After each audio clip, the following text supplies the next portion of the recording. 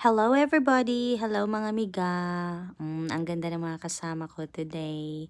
Galing kami nag-Sunday service dito sa Crown Plaza Hotel.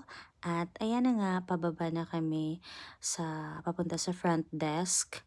At balak naming pumunta ng isang island today. Maliit lang na island para i-celebrate na ang birthday ng aming kapatid na si Sister Margie. Ayan, nauna na ang aming pastor at pastora. Ito yung front desk. So, finally, just arrived at Zing Island. Yan po siya. Kailangan naming tawirin yung bridge na yan. Ayun, may kumakaway.